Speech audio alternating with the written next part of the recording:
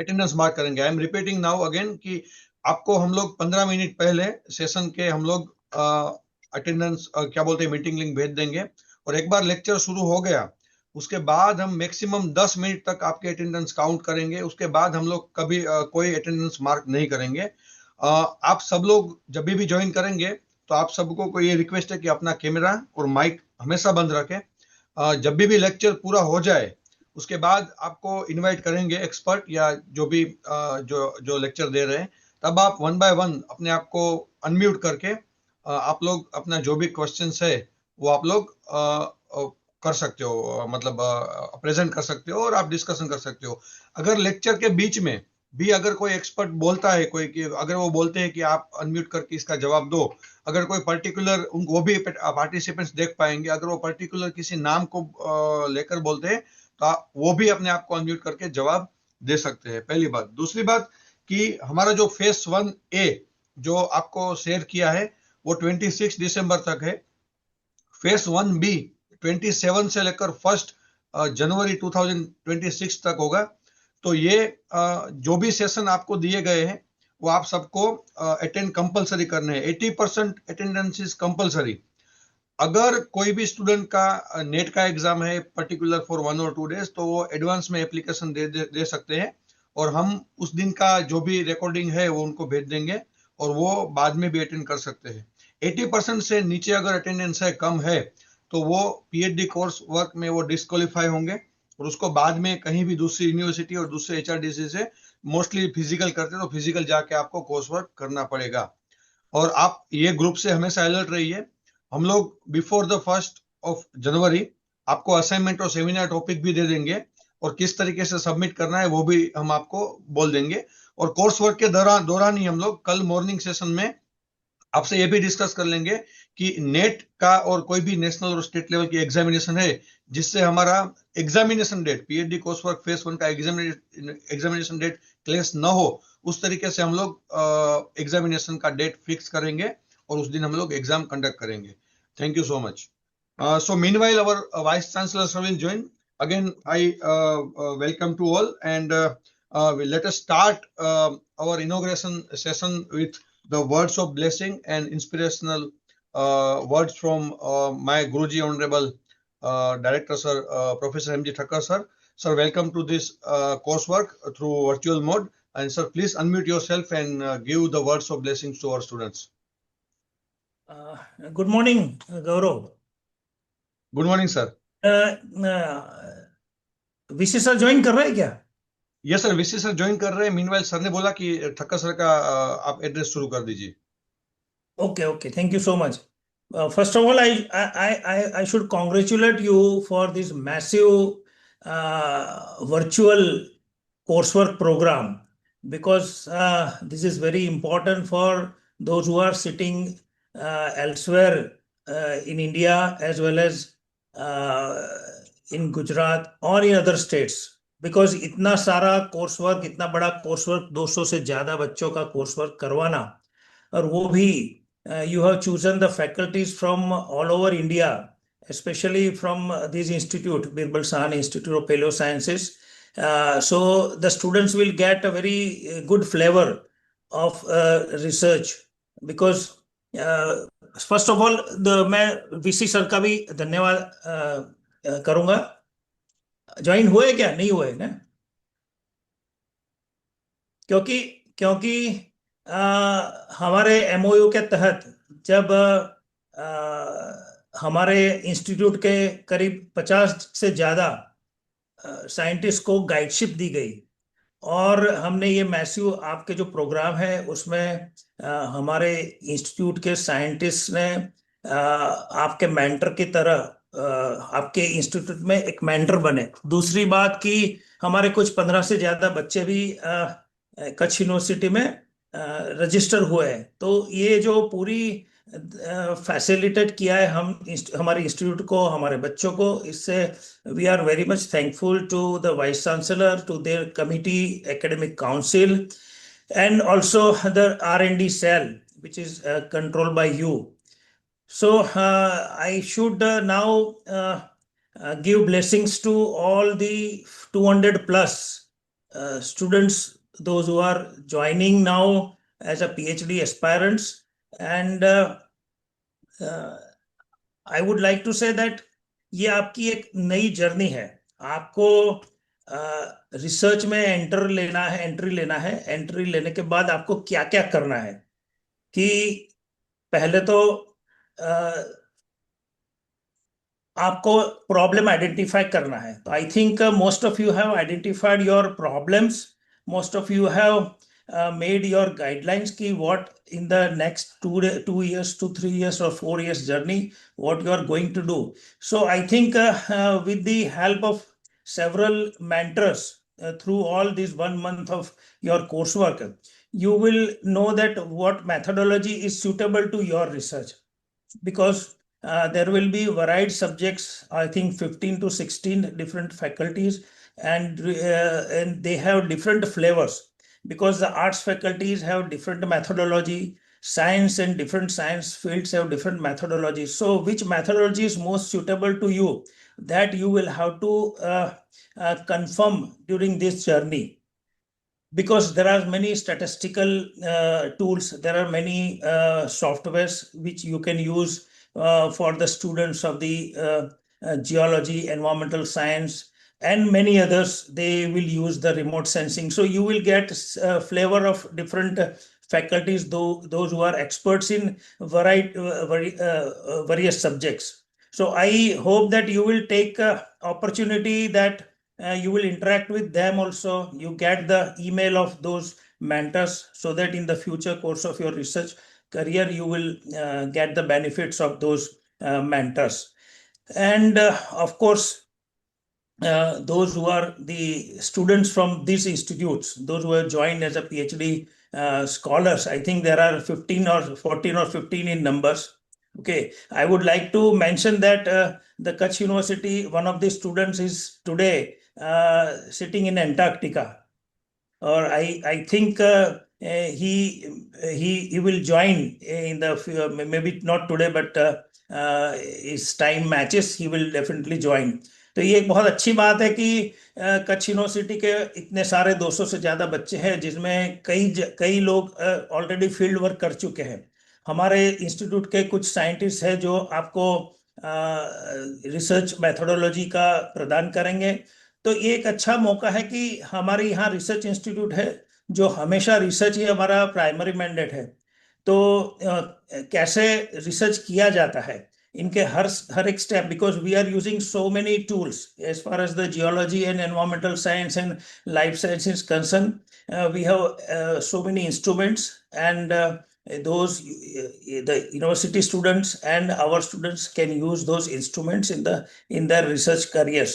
So best of luck to all the PhD scholars who have joined here and who have not joined, because I can see 184 have joined, and Gaurav, you said almost 200 plus 210 research scholars are there.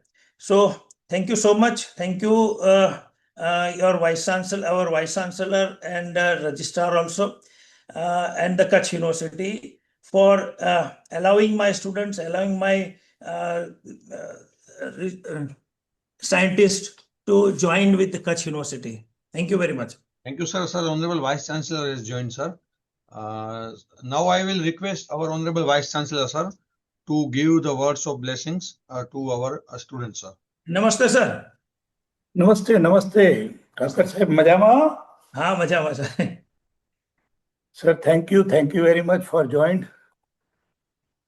Sir आपने जो बताया कि research के लिए more than 200 students are participant this course, so it's a great work for the Kutch university sir. और आपकी institute से भी कई सारे गाइड जो हमें मिले हैं और नए स्टूडेंट्स जो इनके अंडर में काम करने वाले, it's a really proud moment for the Kutch university. और मुझे ये बात की खुशी है कि स्टूडेंट्स जो है वो आगे रिसर्च के लिए कुछ करना चाहते हैं. और मैं हर वक्त बोलता हूँ कि Kutch is the open laboratory for do the research. और कच्छ में जो है डिफरेंट पार्ट में जो भी हम करना चाहे वो कर सकते हैं। जैसे कोई साहित्य में काम करना है तो लिटरेचर में भी अच्छे तरह से काम कर सकते हैं। इवन सोशल साइंस में भी बहुत सारे हमारे पास जो है आइडियाज है, और उसके साथ साइंस में तो आप है ही है, जैसे जियोलॉजी है, एनवायरनमेंट है। इवन हम देख सकते हैं कि हमारे पास बहुत बड़ा सीशोर है, तो ब्लू इकोनॉमी पे बहुत बड़ा काम हो सकता है। वैसे ही हम अब देखते हैं कि देश का और दुनिया का सबसे बड़ा सोलर प्लांट जो है वो कच्छ में आ रहा है, तो उसकी भी environmental effect as good as social impact जो है क्या होने वाली है, उसके ऊपर भी बहुत सारे अभ्यास हो सकते हैं। और आज जो भी बच्चे हमारे साथ जुड़े हैं, जो कच्छ यूनिवर्सिटी के ऊपर विश्वास करके पीएचडी के लिए एनरोल हुए हैं, मैं उन सब बच्चों को यही बात करूंगा कि टोटल एनरोलमेंट जो है GER, जो हम बताते हैं कि 100 बच्चे जो है फर्स्ट स्टैंडर्ड में एनरोल होते हैं, वो पीएचडी तक 0.05% जो है उनमें आपका ये सहयोग मिल रहा है। तो ये कोई सामान्य बात नहीं है, क्योंकि research it is not everybody's cup of T. क्योंकि ये रिसर्च जो है वो ऐसा नहीं है कि हम कहीं से भी चैट जीपीटी या डीपसीक से लेके उसके ऊपर हम यहाँ पे रिपोर्ट सबमिट कर दें। दोस्तों, ये रिसर्च जो है वो रियल रिसर्च होना चाहिए।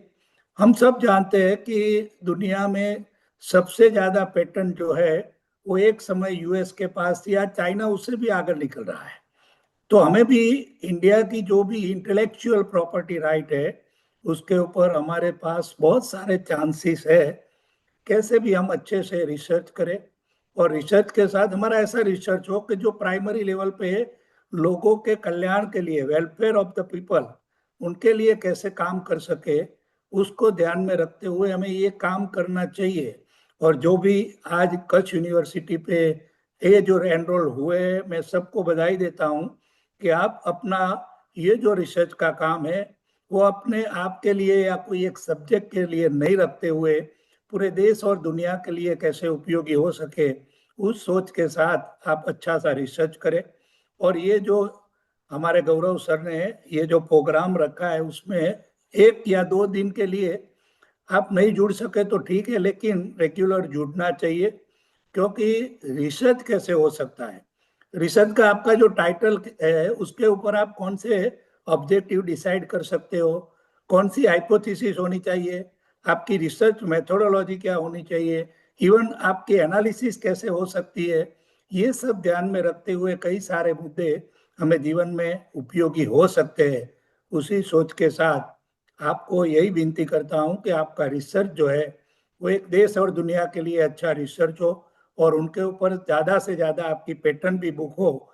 वही कामना के साथ आप सबको मैं कच्छ यूनिवर्सिटी के ओर से बधाई देता हूं। Thank you very much. Thank you so much, sir. Sir, I welcome Professor Bhavani Singh Desai, sir. Thank you. Dean, Pandit, Dean of Research and Development, Pandit Deen Dayal Energy University. Sir will start our coursework from his first lecture. Morning session, sir will take. Sir, I will just request you to give the words of blessings first. Then, after concluding inauguration, we will start the technical session. Sir, please, sir. Sure. Thank you. Honorable VC sir, my other colleagues and dear students. This is a very important moment for you because you have taken up a very challenging and a very important lifetime, I will say, achievement beforehand. This is a very important phase of your life where you have chosen to do a PhD. Everybody is not blessed to do such kind of higher work, and you are one of them. So with this, I will encourage each and every one of you to do their PhD work diligently and enthusiastically to support our Atmanirbhar initiatives and bringing India further. All the best to everyone. Thank you. Thank you so much, Bhavani sir. Sir, मैं आपको बताना चाहूंगा कि इस course work में apart from the traditional topic that research methodology के जो traditional topic जो हर सिलेबस में करवाते हैं, हमने ट्राई किया है कि जो mostly use of AI use of even social media to promote and to learn the research, how to create your digital identity in the research. क्योंकि आज के पहले के डेट में क्या था कि रिसर्च पब्लिकेशन पब्लिश करते थे, लोग सर्च करते थे. आज डिजिटल आइडेंटिटी भी बहुत जरूरी है. पेटेंट और इनोवेशन के टॉपिक पर भी हमने सर लेक्चर रखे और स्पेशली कुछ हमने इंटरेक्टिव सेशन भी रखे जिसमें केस स्टडी को एनालिसिस किया जाएगा कि लाइव एक्सपर्ट जो केस स्टडी सबको स्टडी करवा के एनालिसिस करेंगे, even statistical analysis through R, SPSS और लेटेक्स की कुछ एनालिसिस भी करवाएंगे. So our student will get sir different flavours from all the experts and this is phase 1A. According to UGC और गाइडलाइन हम लोग जब फेज 1B करेंगे, that will be totally dedicated to research and publication ethics, जो हम लोग 27 से लेकर 1st of January तक करेंगे. Then we will conduct the subjective course work. So with this words, with the permission of honourable vice chancellor sir, honourable Thakkar sir and honourable Bhavani sir, let us conclude the inauguration session. And sir, with the permission, we will start the technical session. Please, sir. Thank you. Thank you so much again, Bhavani sir, Thakkar sir, and Honorable Vice Chancellor sir, to give your prestigious presence. And sir, now I will request respected Bhavani sir to start the first session of his lecture. Thank you so much, sir. Yeah. Just give me 1 minute. I'll start my lecture and yeah. Before you start, Sure. Gaurav, I would like to say that yesterday was Dr. Gaurav Chavan's birthday. So on behalf of everybody, we wish happy birthday to you. Thank you, sir. Birthday, Gaurav. Thank you. Thank you, Mahesh bhai. And namaskar. Namaskar.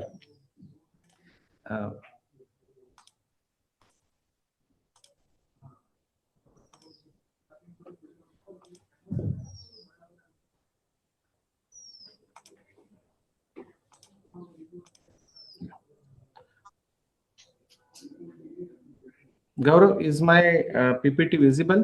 Yes, sir. Yes, sir. Yes, sir. Okay. So, good morning, students. I wish that this could be an interactive session, and during my course of lecture, I will stop in between and I'll interact with you on key things. Now, the way I have planned this is, English is okay, or should I say in Hindi or Gujarati or whatever language is audible? I mean, okay with you? I am comfortable. Sir, mostly Hindi is okay, and you may use some sentence and words in English, sir. Okay. तो आप सबको मेरे lecture में मैं हार्दिक शुभकामनाएं देता हूं. मेरा जो रिसर्च टॉपिक जो आज मैंने चुना है कि रिसर्च कैसे काम करता है, और रिसर्च को PhD और रिसर्च दोनों चीजें क्या है, इसके लिए कैसी मानसिकता चाहिए, दैट इज अ माइंडसेट, क्या मेथड होना चाहिए, और एक जर्नी कैसी होती है एक आइडिया को लेके पब्लिकेशन तक.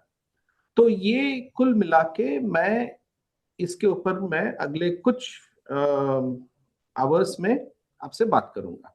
आपको कहीं पे भी लगे कि आपको कोई टॉपिक समझ में नहीं आता है तो आप मेरे को बीच में रोक के पूछ सकते हैं, आप ये करके. ओके, या सो सबसे पहले चालू करने से पहले मेरे को एक सवाल पूछ लेने दीजिए आपसे. रिसर्च में क्या सबसे ज्यादा जरूरी है, इंटेलिजेंस या कंसिस्टेंसी? इंटेलिजेंस मतलब कितने अच्छे से मैं काम कर रहा हूं, क्या कर रहा हूं, कितना हायर लेवल ऑफ थिंकिंग है, या दूसरी तरफ कंसिस्टेंसी मतलब हर रोज एक जैसे काम एक टाइम पे करना, एक सिस्टमैटिक काम करना. आपके हिसाब से क्या जरूरी है? कंसिस्टेंसी. इसका मतलब इंटेलिजेंस जरूरी नहीं है? वो भी है, लेकिन कंसिस्टेंसी से वर्क करेंगे पेशेंट के साथ तो हम बढ़िया रिसर्च कर पाएंगे. पेशेंट भी होना जरूरी है, इंटेलिजेंस भी है और कंसिस्टेंसी. पेशेंट नहीं होगा, इंटेलिजेंस होगी और कंसिस्टेंसी नहीं होगी तो हम रिसर्च कैसे कर पाएंगे? मींस के वो जरूरी है. तो सबसे इंपॉर्टेंट चीज है कंसिस्टेंसी। कंसिस्टेंसी आती है डिसिप्लिन से। तो पहला मेरा जो स्लाइड है वो डेडिकेटेड रहेगा डिसिप्लिन से। ये आपको ये बताएगा कि टेक्स्ट बुक में क्या कवर्ड नहीं है ना। आपका माइंडसेट क्या होना चाहिए, उसकी मेथड क्या होनी चाहिए। इंटेलिजेंस का मतलब रिसर्च नहीं होता, इसका मतलब होता है, रिसर्च का मतलब होता है कोई भी एक प्रॉब्लम का अलग से एक डिफरेंट एंगल में डिफरेंट टेक्निक से आपने उसका सॉल्यूशन दिया क्या, जो सॉल्यूशन आपके देश के लिए, आपके स्थान के लिए वो उपयोगी हो।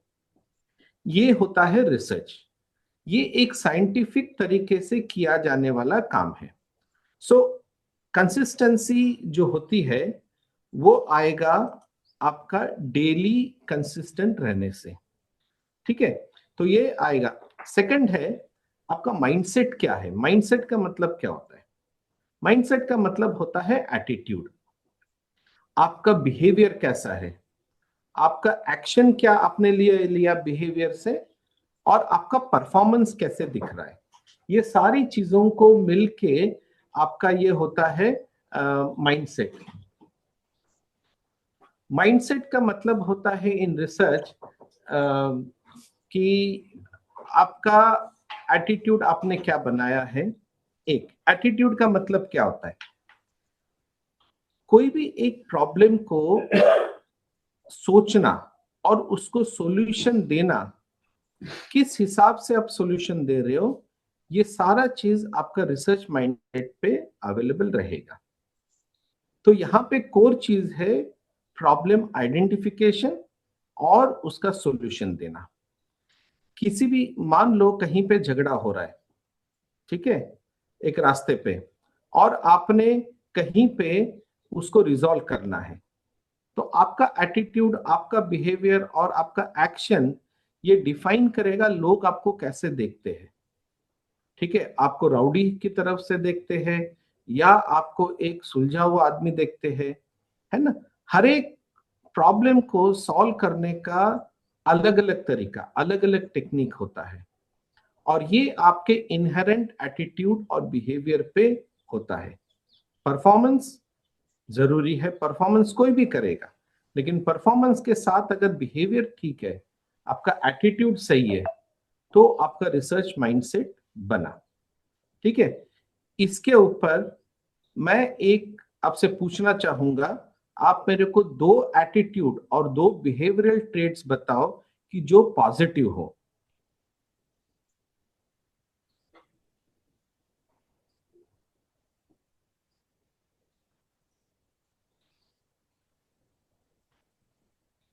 Hello, Yes, sir, you are audible, sir.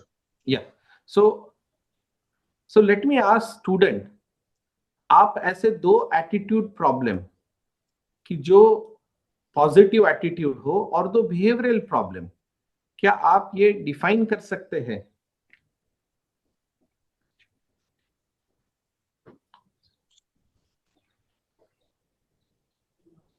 Okay, चलो इसके ऊपर हम बाद में आते हैं, ठीक है। तो आपके हिसाब से what do you think matter more in research? We have said consistence. तो 3 चीजें बहुत प्रोमिनेंट होती है किसी भी रिसर्च को आगे बढ़ाने के लिए। ये होता है इंटेलिजेंस, जो फर्स्ट स्टेप है। आपको सोचने की क्षमता आनी चाहिए। सोचना मतलब क्या? सोचना मतलब कोई भी प्रॉब्लम को देखना, उसको समझना और उसका अलग तरीके से सॉल्यूशन देना। नाउ अलग तरीके से सॉल्यूशन मतलब क्या होता है? सॉल्यूशन मतलब है, सॉल्यूशन आप कुछ भी दे सकते हैं, लेकिन जो आपके काम में आएगा, आपके एरिया को या सोसाइटी को काम में आएगा, या आपके देश को काम में आएगा, वो एक सॉल्यूशन होता है। उसके लिए मान लो आपको कुछ टेक्नोलॉजी डेवलप करनी है या आपको आइडिएशन देना है, तो वो आपका ये है। इसको अचीव करने के लिए आपके पास 2 सॉलिड चीजें हैं, one is discipline and other is consistency. दोनों सिमिलर लगते हैं लेकिन दोनों बहुत अलग है। डिसिप्लिन आपको कंसिस्टेंसी देता है, और कंसिस्टेंट रहोगे तो डिसिप्लिन में आओगे। और एक चीज जैसे आप देखते हो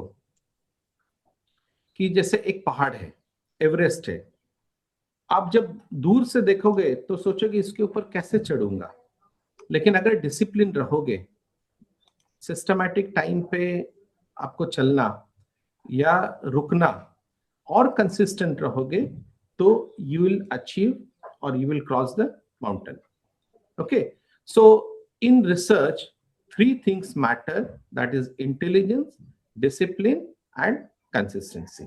ये सबको याद रहेगा?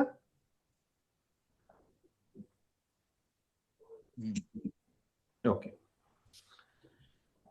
एक मिथ ये करते हैं, good researcher are very brilliant. ये सही है कि गलत?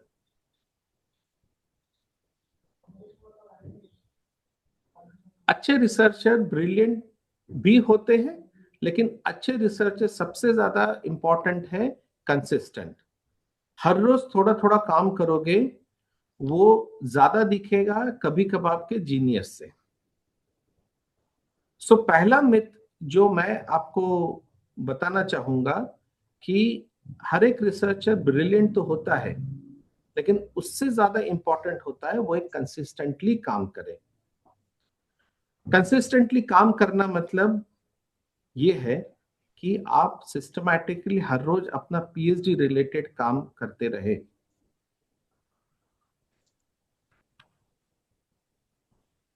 सेकंड इज, अभी मैं यहां पे आपको एक पूछूंगा और मेरे को उसका जवाब आप देना।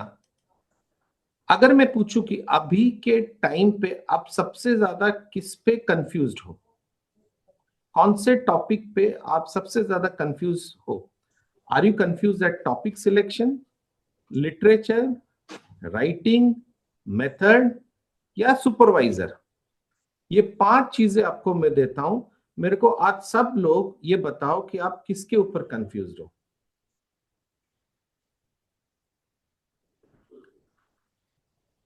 Instead of writing in chat box, you may unmute yourself one by one and speak. Yes. Sir, literature review. Okay. Yes, sir, literature. Okay. इसमें पता नहीं चलता है कितना करे, कहाँ से करे, क्योंकि हमने टॉपिक भी चॉइस कर लिया है और हमारा गाइड भी अपॉइंटमेंट हो गए हैं। अभी लिटरेचर में कहाँ से कितना और कौन से रेफरेंसेस ले, कितना पुराना ले, कितना नया ले, वो सब में कंफ्यूजन बहुत रहता है। Very good. कंफ्यूजन का मतलब क्या है? कंफ्यूजन का मतलब it's a very good signal. आप ये समझिए, इसका मतलब आप सही पाथ पे हो। Confusion means you are doing real research, you have clarity. Okay, अच्छा, ये लिटरेचर एक मेजर टॉपिक मेरे को लग रहा है, इसके अलावा आपको कुछ लग रहा है कि यू आर कंफ्यूज्ड?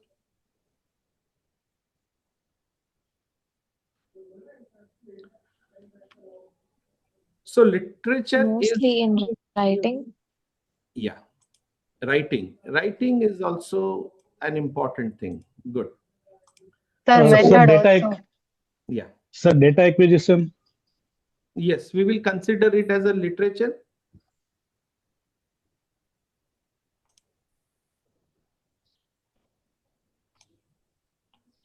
Methods. किसी को सुपरवाइजर से कंफ्यूजन है? अभी कोई बोलेगा? No, sir, सुपरवाइजर से कोई कंफ्यूजन नहीं है। Very good. तो चलो, इन 5 में से एक चीज तो नलिफाई हो गई, करेक्ट? Yes, very good. तो बचती है 3 चीजें। इसका मतलब आप लोगों को कुछ क्लैरिटी है अपने टॉपिक के लिए, आपको आगे का रास्ता थोड़ा धुंधला नजर आता है। Am I right? Yes sir.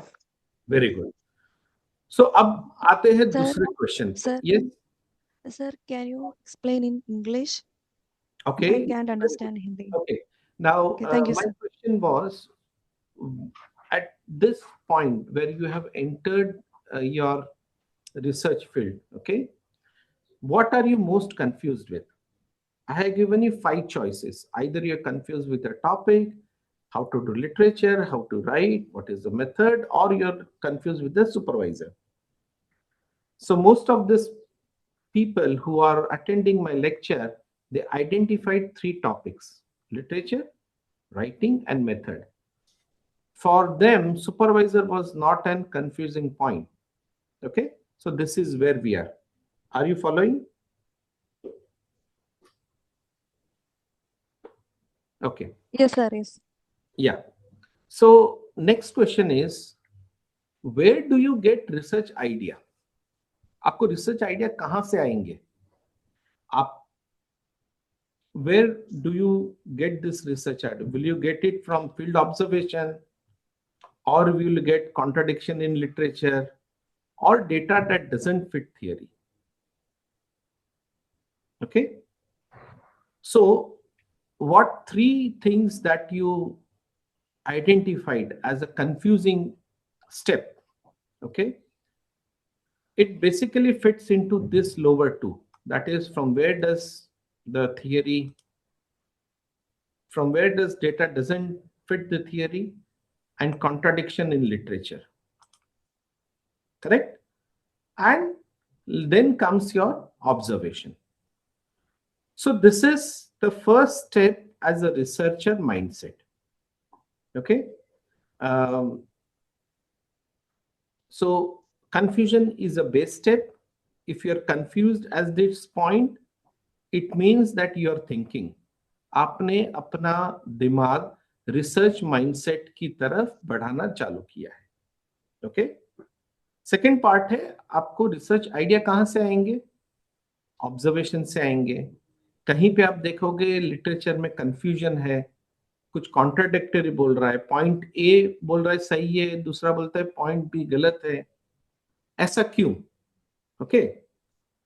So base thing here is to avoid confusion is to ask question.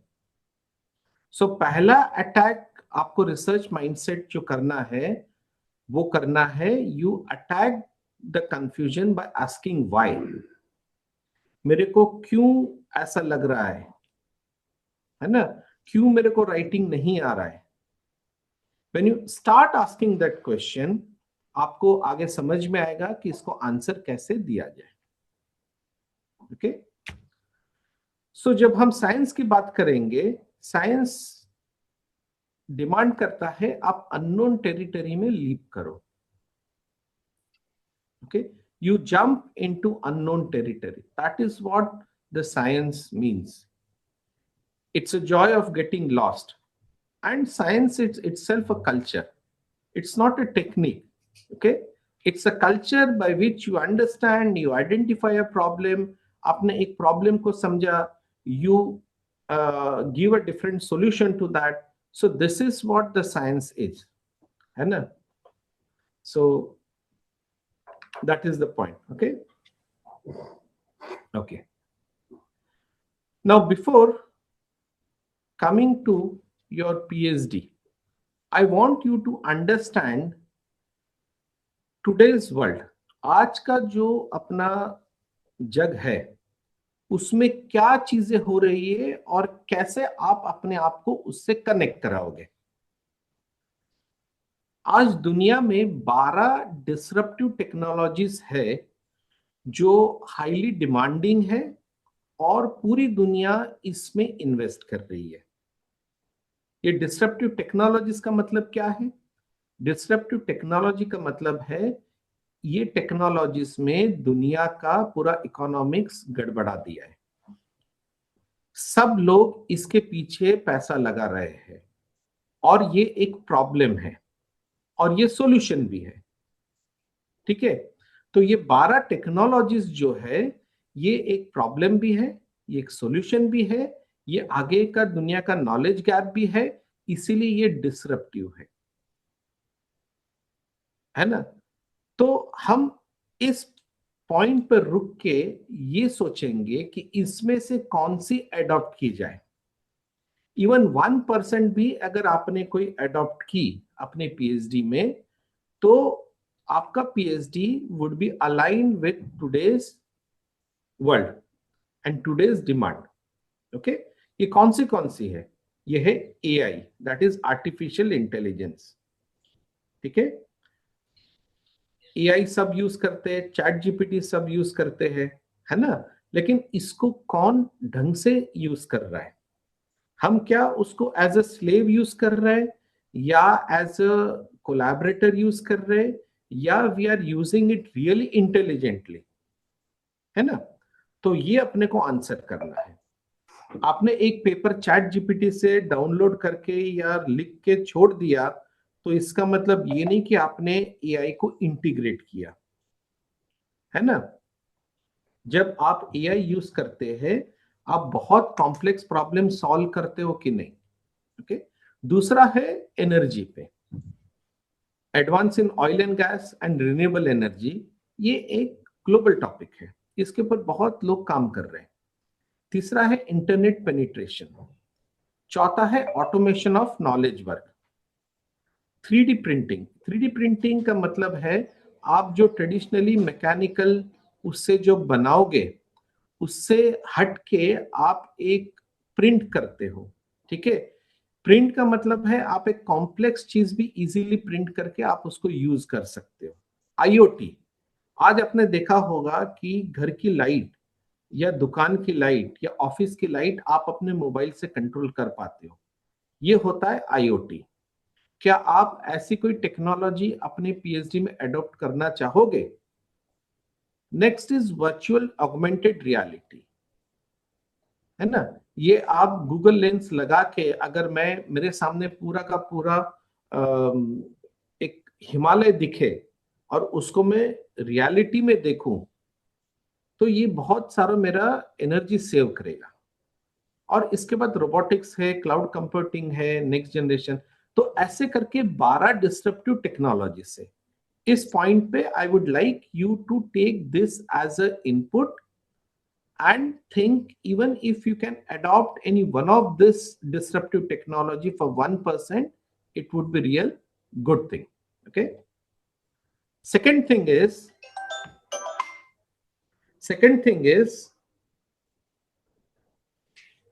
आपको अपना रिसर्च टॉपिक एक SDG goal, that is sustainable development goals करके आता है यूएन का, इसके साथ अलाइन करके आपको रखना है। आपने देखा होगा स्कोपस पे कभी भी कोई भी पेपर आप आजकल देखोगे तो उसमें एसडीजी से लिंक्ड होगा। Okay, so right now what I am doing is that I am giving you 2 minutes time, please check this and you check which of this are aligning to your PhD topic.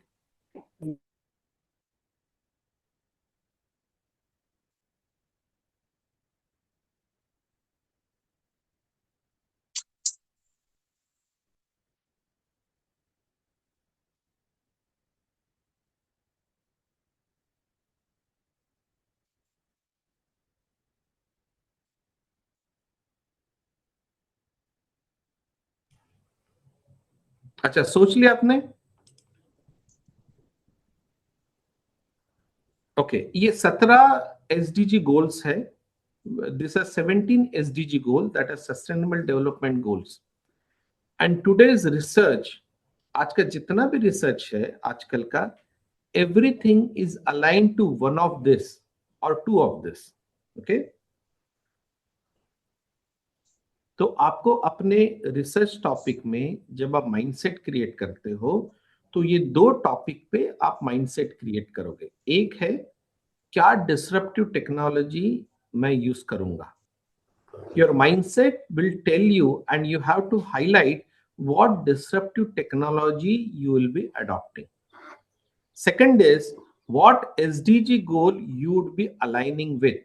आप कौन से SDG गोल के साथ जाना चाहोगे। Are we clear?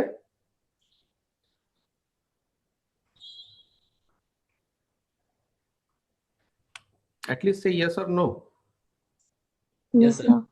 Good. Now, third point is when you go to industry,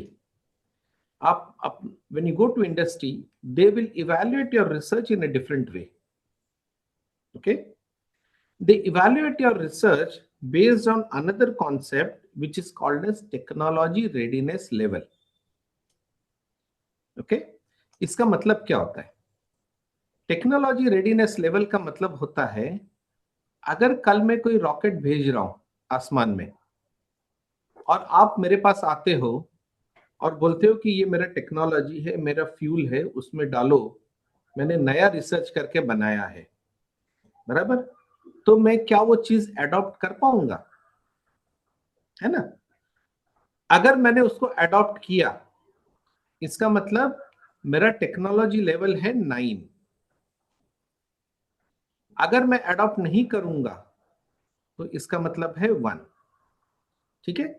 तो आप अपना जो भी सॉल्यूशन दे रहे हो, जो भी प्रॉब्लम का सॉल्यूशन है, वो आपने प्रिंसिपली अप्रूव किया है, आपने उसको कॉन्सेप्चुअलाइज किया है, आपने एक्सपेरिमेंट करके वैलिडेट किया है, आपने क्या किया है, आपने उसका प्रोटोटाइप बनाया है, या क्या है? तो इस तरह से 1960s में नासा ने ये स्कीम डेवलप की थी और ये टेम्पलेट डेवलप किया था. NASA had developed this template which is today known as TRL, Technology Readiness Level.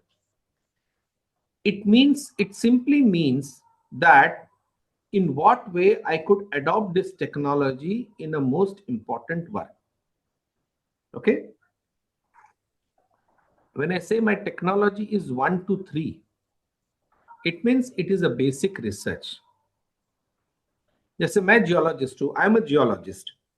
If I'm going in field and looking at fossils, okay, publishing that work even in Nature, it would be still called as a research, basic research. But if I develop a template by which I can say, okay, by this fossil you can enhance the oil and gas, so I have gone to a technology level 9. Did you understand? Okay. So this is what technology level is. Now, problem with technology level is research is mainly limited to this. Okay, industries are this, and you as a researcher, you need to travel between this, from academic to industry. You have to sell your technology, your ideas to industry. और उसके लिए आपको बहुत एक valley of death के through जाना पड़ता है, जहां पे फंडिंग भी कम है, जहां पे चैलेंजेस भी बहुत है और इनसिक्योरिटीज भी है. तो यहीं पे आपका कॉन्सेप्ट आता है आईपीआर का. आईपीआर मतलब इंटेलेक्चुअल प्रॉपर्टी राइट. आप जो पेटेंट करोगे, डिजाइन पेटेंट करोगे, कॉपीराइट करोगे, एल्गोरिदम को कॉपीराइट करोगे, ये सारी चीजें यहां पे आती है.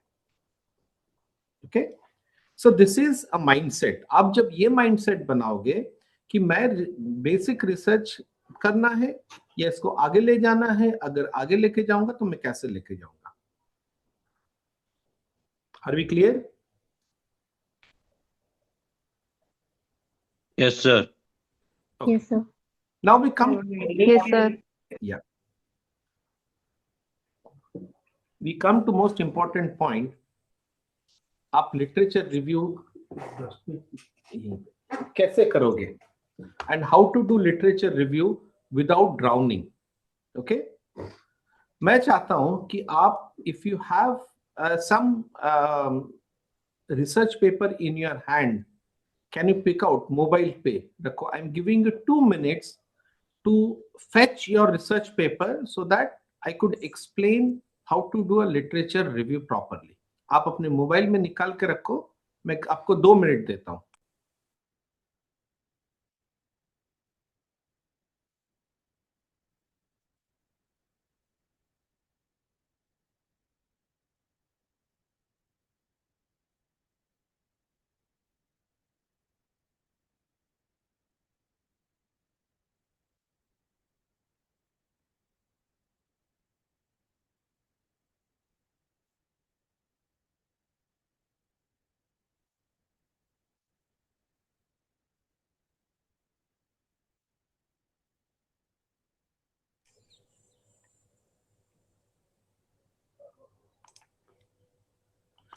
ओके, आप लोगों ने रिसर्च पेपर निकाल लिए?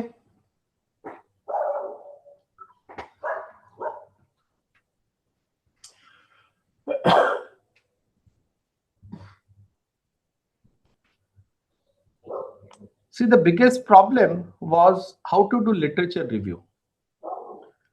And for that, doing a literature review, first thing is how to read a research paper. Okay, आप लोग रिसर्च पेपर कैसे पढ़ते हो और क्या टेक्निक होती है? कोई मेरे को बताएगा? How do you read a research paper? I given an example here. Sir पहले एब्स्ट्रैक्ट देखना चाहिए, टाइटल के बाद एब्स्ट्रैक्ट और एब्स्ट्रैक्ट के बाद कंक्लूजन. इसमें मेथडोलॉजी होती है और बाद में कंक्लूड किया होता है कि क्या रिसर्च किया है और उसका रिजल्ट क्या मिला. इस तरह से रिसर्च पेपर को देखना चाहिए. बाद में पूरा पढ़ना चाहिए.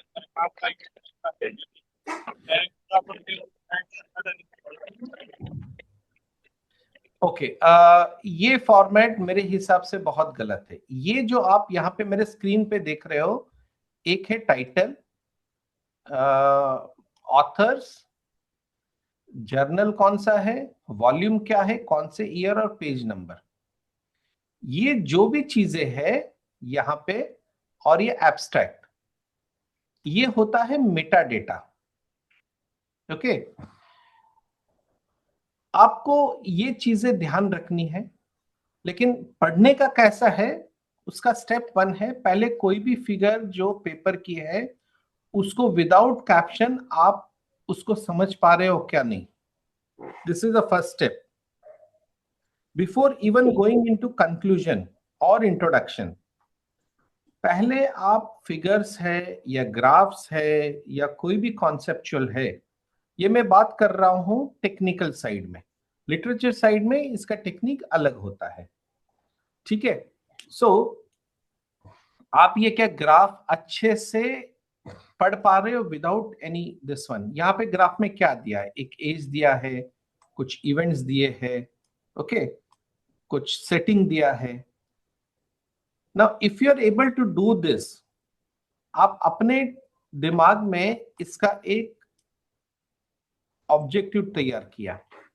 Then you go to introduction. Introduction में नॉलेज गैप दिया होगा. Then you come to the discussion part. What is discussion part? Discussion part will keep the entire knowledge gap into perspective. And then come to conclusion and you read the paper.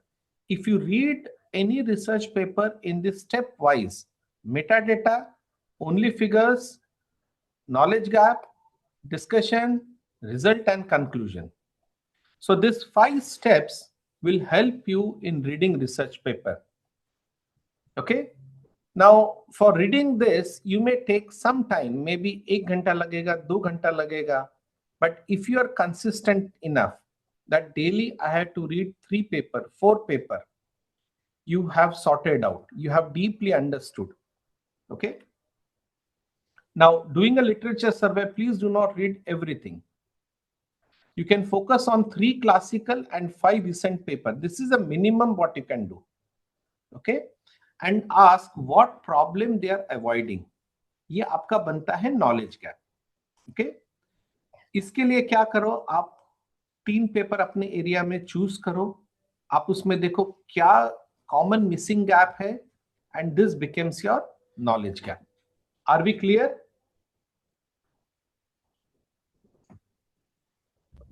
Yes, sir. Yes, sir.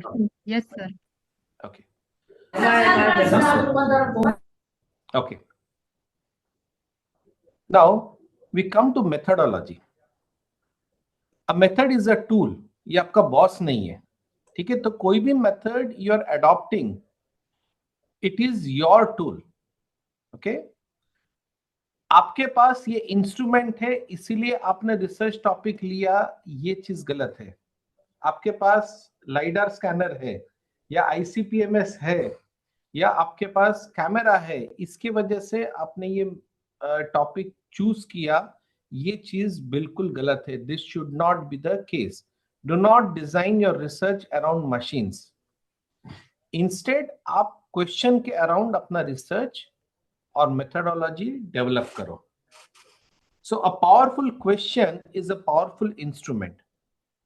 Or convert a tool into a question. Example, isotope, isotope से क्या process में trace कर पाऊंगा, या machine learning, machine learning एक tool है, but उससे मैं क्या प्रेडिक्ट कर पाऊंगा और क्यों प्रेडिक्ट कर पाऊंगा. Okay, so with this I want to emphasize method is a tool, it is not your boss. Please select research methodology not around your machines or instruments that you're having, but around a research question. Okay, यहाँ पे I'll again pause and I would look to share. Make one observation you saw that doesn't match textbook. आपने recently अगर कोई PhD research paper पढ़े होंगे, तो ऐसा कोई ऑब्जर्वेशन आपने देखा या रिसर्च में कहीं देखा जो टेक्स्ट बुक से मैच नहीं करता है? Can you lease that out?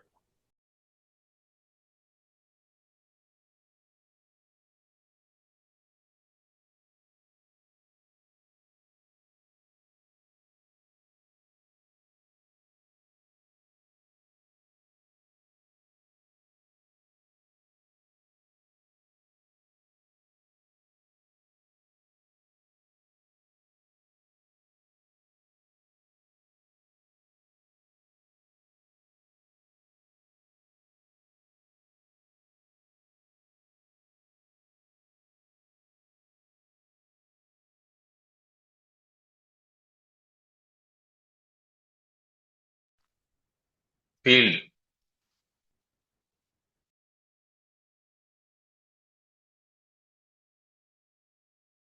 इसलिए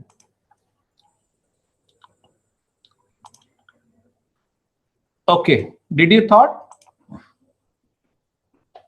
So when you have this observation which doesn't fit your textbook or normal understanding, please think over that. That is your seed to research question. So when you are looking at research question, you're developing a method of research question. There are two ways. One, by going into literature, looking at what are the common missing gap or what solutions your earlier people have not given. And second is looking at that observation which doesn't match your textbooks. If you can combine these two things, this is the best research question you will generate. Clear? Okay. Now, when you go through your PhD life, which will be around 3 years, 2 years, whatever is your time, middle part is always messy, stress. Okay? But this is where you should not give up. जो toughest part आपका journey का होगा वो middle part का होगा. जब आप बहुत प्रेशर फील करोगे, आपको कई बार सेल्फ डाउट आएगा, लगेगा डेटा ही नहीं आ रहा है, डेटा नहीं हो रहा है, पब्लिकेशन नहीं हो रहा है ना? So that is the middle part. It is there with everyone, whether it is Mahesh Bhai who has done his own PhD, or me who has done, or even Gaurav or your guides. They have gone through this. Okay, so that is, everyone feels that this is a normal phase of life. इसको normal लेना और उसको overcome करना. Second part, आपको जो data होगा वो कभी भी perfect नहीं होगा. Your data would be never perfect. Gaps and noise are normal. अगर आपके पास perfect data है, that means something is wrong. Okay. And second thing is, if you have not published, that means you have not worked. Okay. Writing is thinking. अगर आप लिखते हो कोई भी thought process, उसको लिखो. आप clarity के लिए wait मत करो. Writing will help you think clearly. जिस दिन आप लिखना चालू किया, उस दिन आपका thought process clear होगा. ठीक है? Writing मतलब ऐसा नहीं कि आपने टाइप करके लिखा. You write with pen, pencil on a notebook. If you can't explain a complex problem simply, rethink. Okay? इसके बाद कुछ और facts है which you should take. You don't have to be worried about this, but you have to keep in mind. Publication reality. Rejection is a normal thing. Reviewers आपके दुश्मन नहीं है. Okay? But The main is not submitting is a real failure. Okay, so this is the messy middle of the PhD, which you should think. Three things to take care. Pressure is normal. Pressure, self-doubt will come. Data is never perfect. Always right. Explain simply, and not submitting is a real failure. I want to see this, you to see this slide. This is a slide of an Everest. Many people have submitted this Everest. Okay, so when you look from the bottom, it looks so massive. But every consistent step across this path, it will help you in achieving. So what is important? Going up is important, or the entire travel is important?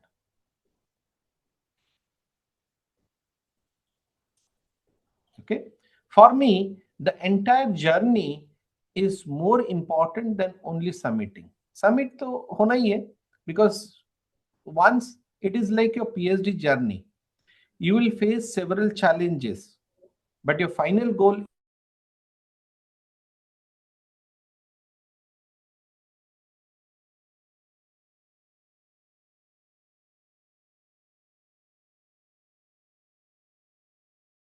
game. Okay, what once I want you to think that what is the one small step you will take in next 7 days, which on this mindset.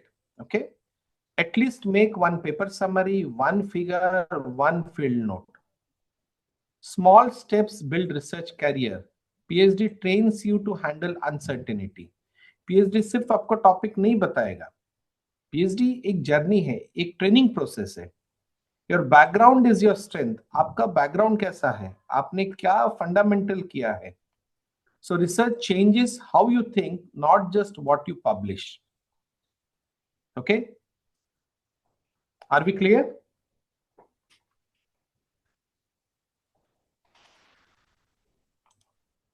Yes, sir. Okay, so I want to take 5-7 minutes break, then I'll continue with the next lecture. But before that, I want you someone to have gone through whatever 17 slides we have taught you. I want someone to summarize. Okay,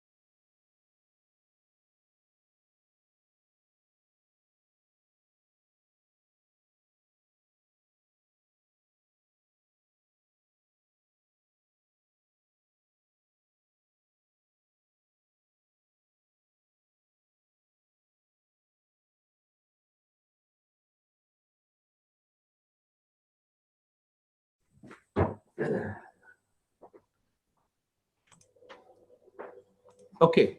So do you have anything? I asked you to summarize. Do you want any queries to be solved?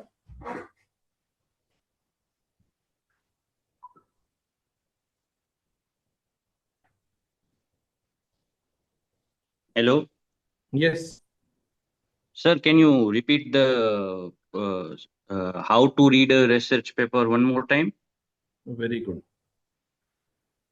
Can I open a wait? For example, I'll try to open a research paper. This-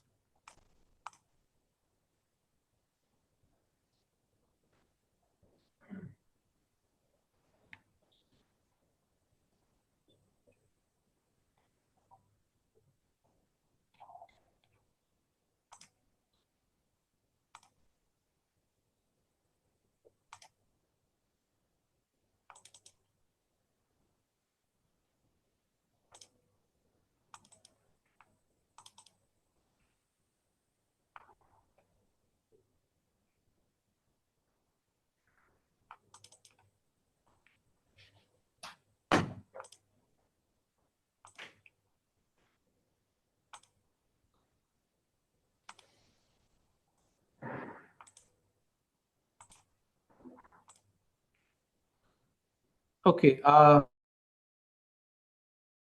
you able to see it? Yes, sir. Okay. Now this is one research paper.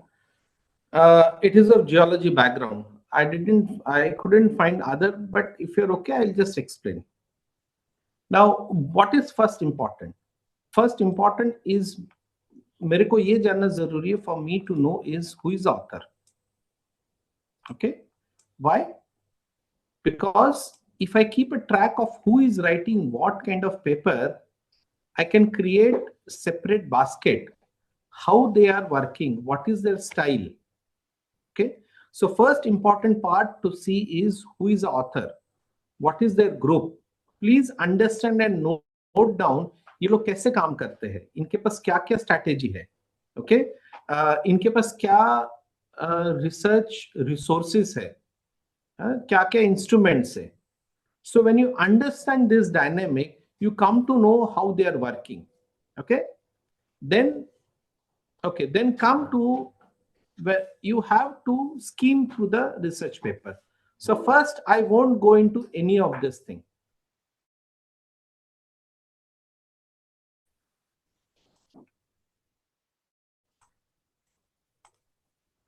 Image. Okay. So what is this image telling me? First image. I'll try to understand this image without even looking or reading into this. Okay. I'll go to the second image. Can I interpret this image very efficiently? Okay.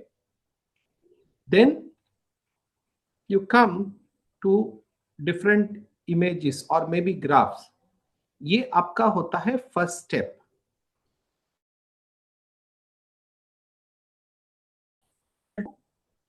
Read the images. Okay. Can you explain this in your own word? For example, if I say that you explain this entire image in your own words without looking at this, if you can do that, you have started reading a paper. ये आपका first step है. After this, what you do, you go to the portion which is known as introduction. Now, introduction is a very important aspect. Okay, it gives you why this paper was written. Okay, for example,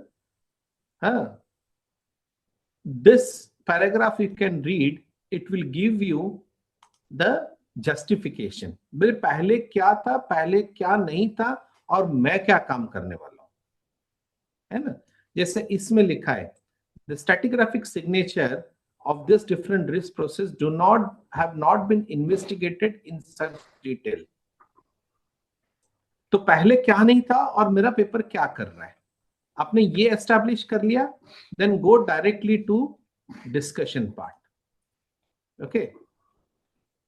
discussion एक बहुत important है, जहां पे वही question को repeat करेंगे, ठीक है, with different supporting mechanism from global data set. तो डिस्कशन में क्या होगा, डिस्कशन में ये बताएंगे कि जो प्रॉब्लम था उसमें आपके डेटा ने कैसे रिजॉल्व किया और कौन से ग्लोबल केस स्टडी आपके डेटा सेट के साथ मैच करते और क्यों मैच नहीं करते।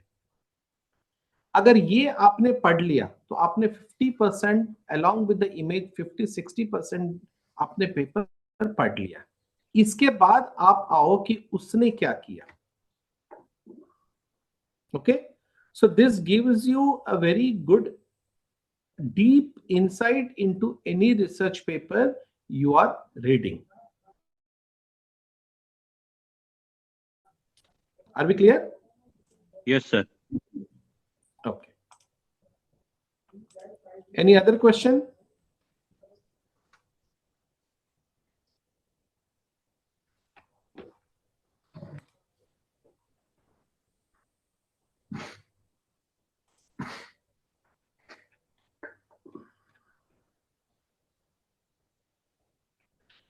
Hello, good morning sir.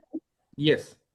Sir last में आपने बताया जो 7 स्टेप स्मॉल स्टेप वो मिस हो गया सर, वो फिर से क्या कंटिन्यू कर सकते हैं? Yeah. In the slide or paper? In the slide. Okay. Slide. Okay.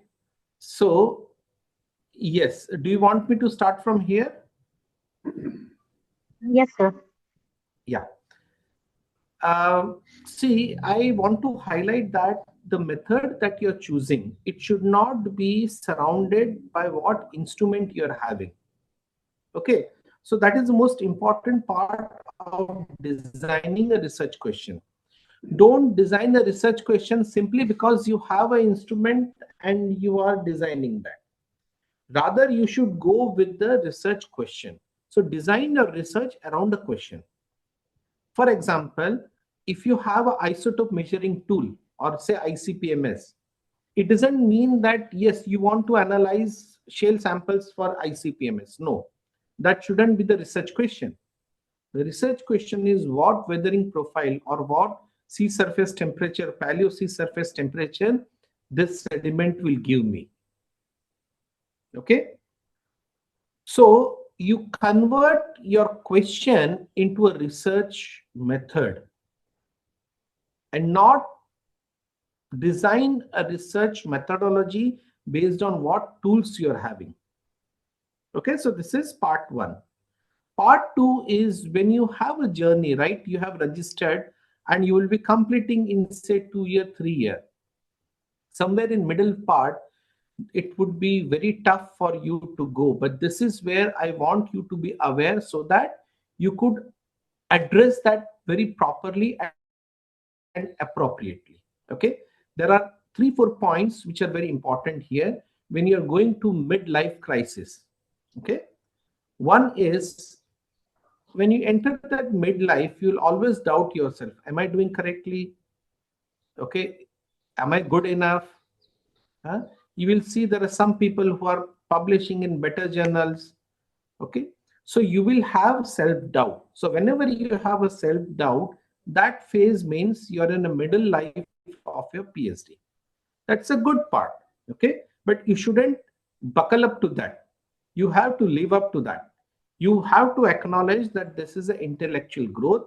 This phase is very normal and I'm good enough to go. The second part is whatever data you have collected, you won't find it perfect. Your data will never be perfect. It will always have some gaps, some noise, something which is not clear. And this is very important. Don't trim that data. You give an honest interpretation based on that data. This is what it will affect and this will help you. Third point is you should have a thought process, and thought process can only come if you write. If you're not clear for anything, you write. When you write certain thing, it will clear your mind. Okay, and if you can explain any complex topic in simple language, that is the best thing you can do. Okay, so this is another takeaway point. And final point is, when you submit your papers may get rejected, it may get for a major revision or whatever is the case. Please don't take reviewers as enemies. Okay, they are just improving your research. They're looking for it from a different angle, and they are just giving you feedback. What is worst thing here? Not submitting. So real challenge is to submit research papers. Okay, keep submitting. And I wanted to tell you that the entire journey is important. You require discipline, you require consistency, you require intelligence is a part and parcel of the sum is when you have achieved your degree. Okay, so all your pains, all your challenges, they are part of your journey. Okay, so with this, PhD is a days, one figure.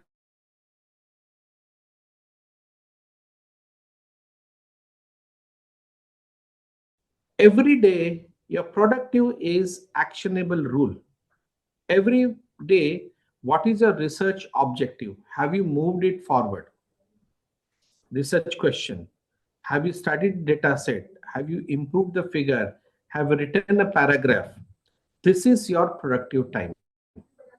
Okay, so if you are just sending an email or into a meeting, that is not productive.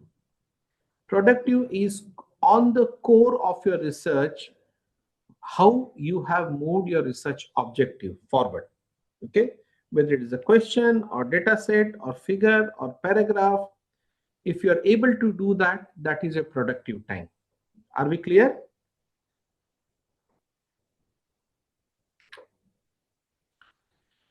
Okay, I've taken it from internet. I just wanted to show you that if you look at the timetable, I mean, many of us, we don't prepare this kind of timetable. Okay, this kind of timetable is very, very important in our daily life. Okay, to see how you're progressing, how you are taking your research. You have to allocate your time to be better productive and better manage the entire research journey. Okay.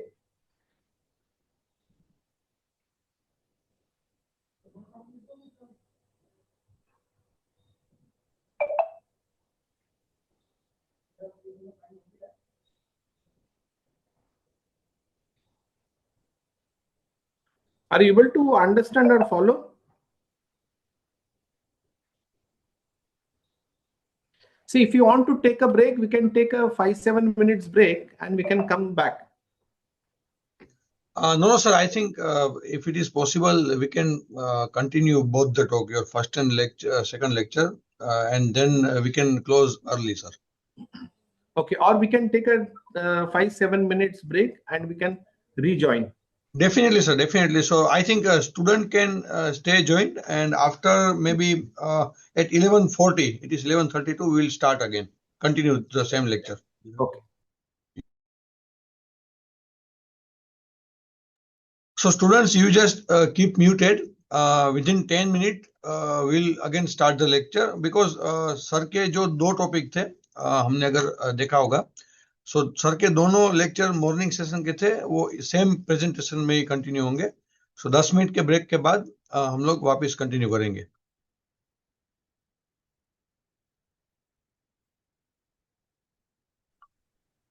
સાહેબ પછી બીજી વખત હાજરી પુરાવીએ કે એક જ વખત હાજરી પુરાવી છે ચાલશે? ના આપણે આ લેક્ચર સેમ લિંક થી ચાલુ જ છે, એટલે બીજી વખત હાજરી પુરાવવાની જરૂર નથી. बराबर। Okay.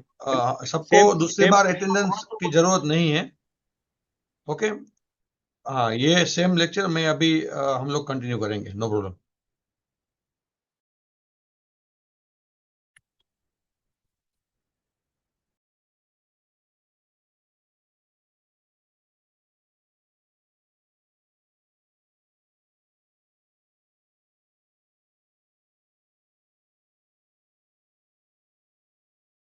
अभी बाईसेक में बैठते हैं ना, बड़ा गजब बंदा है यार।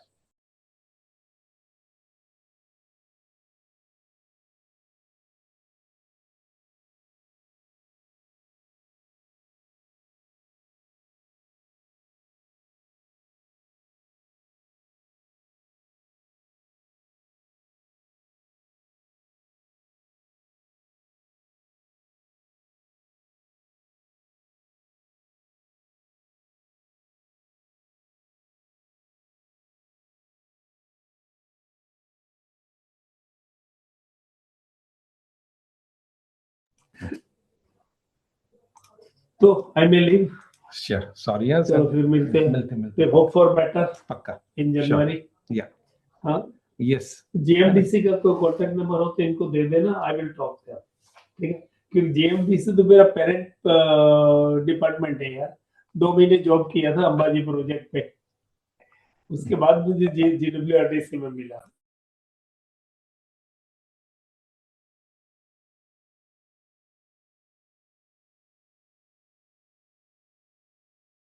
वेलकम। एक छोड़ के ना सबको। Okay, so student, am I audible? Yes, sir, you are audible. Yes, sir. sir. Yes, sir. So we continue with productivity, ethics and time management. देखिए, आप जब पीएचडी चालू करेंगे ना, तो टाइम मैनेजमेंट एक बहुत बड़ा इश्यू आपके लाइफ में आएगा, क्योंकि एक सेम टाइम आपको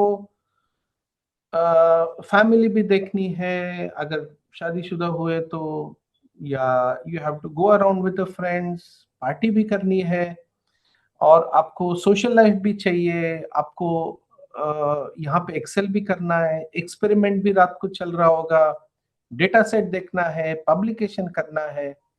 तो एक टाइम मैनेजमेंट का इश्यू बहुत जगह पे आता है, और साथ ही साथ इसकी प्रोडक्टिविटी का। तो जब हम टाइम मैनेजमेंट देखते हैं तो उससे पहले हम प्रोडक्टिविटी देखते हैं। प्रोडक्टिविटी का मतलब बिजी रहना नहीं है, ठीक है। बहुत सारे पीएचडी स्टूडेंट बोलेंगे, अरे आज मैं बहुत थक गया, मैं बहुत काम किया। क्या काम किया? ईमेल्स किए, ठीक है, ये कुछ किया। सो ये एक प्रोडक्टिव नहीं है, that is not productive. Productive मतलब आप जब एक रिसर्च ऑब्जेक्ट को फॉरवर्ड मूव किया, चाहे क्वेश्चन पूछ के, नया डेटा सेट जनरेट करके, कोई फिगर बना के, कोई पैराग्राफ अपने पेपर के लिए लिख के, ये 4 पॉइंट होते हैं जो एक्शनेबल पॉइंट होते हैं आपके प्रोडक्टिविटी के लिए। Are we clear? पक्का? Hello? Yes sir. Yes, sir. Please, see, at least say yes or no. Yes sir. Second चीज जो आपको करनी है वो इस तरह से एक अपना टाइम टेबल बनाओ, ठीक है। टाइम टेबल में क्या करना है, आपके जो सोशल कनेक्ट है वो भी आप उसमें रखो, ठीक है। आपको एग्जैक्टली अपने पीएचडी के लिए क्या करना है, आप कब एक्सपेरिमेंट करोगे, कब डेटा एनालिसिस करोगे, है ना, कब आप लिटरेचर के लिए करोगे, कब गाइड से मिलोगे। आप अगर एक एक वीक का अगर ये प्लान करके रखते हो, ये बहुत अच्छी चीज होगी आपको एक मार्कर के लिए, ठीक है। फॉर एग्जाम्पल, ये मैंने जस्ट एक सिंपल टेम्पलेट दिया। ये बंदे ने क्या किया, अपने एक्सपेरिमेंट मंडे, ट्यूसडे, वेडनेसडे को फिक्स करके रखे दोपहर में, ठीक है। डेटा एनालिसिस का टाइम है, गाइड के साथ मीटिंग है, डेटा एनालिसिस का या रीडिंग का टाइम, ये आपको अलग अलग डिवाइड करके रखना पड़ेगा। एक नॉर्मल मानसिकता होती है, सुबह के टाइम पे हम ज्यादा क्रिएटिव होते हैं, ठीक है। जब आप सुबह उठते हो या फ्रेश होते हो, सुबह मतलब हर एक की सुबह अलग अलग होती है, कोई 4 बजे उठेगा, कोई 10 बजे उठेगा, इट डजंट मैटर। लेकिन first half of your day जब आप उठते हो तो आप ज्यादा क्रिएटिव होते हो, और जैसे आप एंड ऑफ द डे जाते हो तब आपका माइंड बहुत थका हुआ होता है, तब कुछ और काम करने के लिए होता है। ठीक है, लाइक फॉर एग्जांपल अगर आप कुछ एडिटिंग कर रहे हो रिसर्च पेपर का या जो लिखा है उसका, तो शाम को करना चाहिए। लेकिन ऐसे जरूरी नहीं हर एक के साथ ऐसा हो, कई लोग रात को ज्यादा क्रिएटिव होते हैं, दिन में कम क्रिएटिव होते हैं। तो अपनी अपनी जो साइकिल है क्रिएटिविटी की, उसको समझते हुए इफ आप लोग अगर इस तरह से टाइम मैनेजमेंट का एक टेबल बना सकते हो, ठीक है, अपने गाइड को दिखाओ तो गाइड को भी पता चलेगा कब चीज ये क्या कर रहा है। ठीक है, ओके। लेकिन टाइम टेबल बनाने के बाद अपने लाइफ में सब सीधा चलता नहीं है, थोड़ा बहुत ऊपर नीचे भी होता होगा, है ना? तो that is okay, but if you keep that in a limit it will really help you. ठीक है, देयर आर टू थिंग्स मैं आपको यहाँ पे इंट्रोड्यूस करूंगा। एक है, इसको बोलते हैं टाइम मैनेजमेंट का एक बहुत बड़ा प्रिंसिपल है, कौन सी चीज इंपॉर्टेंट है और कौन सी चीज अर्जेंट है। हम लोग कई बार इंपॉर्टेंट चीज और अर्जेंट चीज को मिक्स कर देते हैं। ठीक है, इसकी वजह से हम लोग टाइम मैनेज नहीं कर पाएंगे। गाइड ने बोला ये अभी के अभी पेपर सबमिट करना है, ठीक है, तो ये क्या हुआ, अर्जेंट भी हुआ, और सिंस आपका ही पेपर है तो ये इंपॉर्टेंट भी हुआ। तो अगर ये दोनों क्राइटेरिया होते हैं तो इसको अभी के अभी कर देना चाहिए। This is most urgent and most important. Okay, कोई चीज इंपॉर्टेंट होगी बट अर्जेंट नहीं होगी, ठीक है, तो उसको आप डू इट सून में रखना। जो चीज अर्जेंट है और इंपॉर्टेंट नहीं है, आप किसी अपने कोलीग को बोल सकते हो हेल्प के लिए, या जो फ्री बैठा है उसको बोल सकते हो, या आप रीशेड्यूल कर सकते हो। इसको बोलते हैं डेलीगेट करना। और जो चीज अर्जेंट भी नहीं है, इंपॉर्टेंट भी नहीं है, उसको अवॉइड कर सकते हो या इग्नोर कर सकते हो। तो जहां पे आपने अपना पीएचडी का टाइम ये 4 सेगमेंट में डाल के रखा, जो चीज अर्जेंट है और इंपॉर्टेंट है उसको तुरंत करो, जो चीज इंपॉर्टेंट है लेकिन अर्जेंट नहीं है उसको करो, ध्यान में कमिंग सून के तौर पे करो। जो अर्जेंट है लेकिन इंपॉर्टेंट नहीं है उसको किसी और को दो, इसको बोलते हैं डेलीगेशन। और जो अर्जेंट भी नहीं है, इंपॉर्टेंट भी नहीं है, किसी दोस्त ने बुलाया यार चलो चाय पीने आ जाओ, और आपका एक्सपेरिमेंट चल रहा है, तो अर्जेंट भी नहीं था, इंपॉर्टेंट भी नहीं था, ठीक है, आप उसको अवॉइड कर सकते हो। ठीक है, सो ये एक बहुत इंपॉर्टेंट लेसन है टाइम मैनेजमेंट का। इसके साथ अगर आपको गुड पीएचडी चाहिए तो आपको बेसिक चीजें रिमेंबर करनी है। एक, ईट, खाना खाना है, sleep, rest, exercise and relax, है ना? अब कई लोगों को लगा ये कॉन्ट्राडिक्टरी है, लेकिन ये कॉन्ट्राडिक्टरी नहीं है, क्योंकि इसमें 2 चीजें बहुत इंपॉर्टेंट आती है जो अपने शरीर को हेल्प करती है।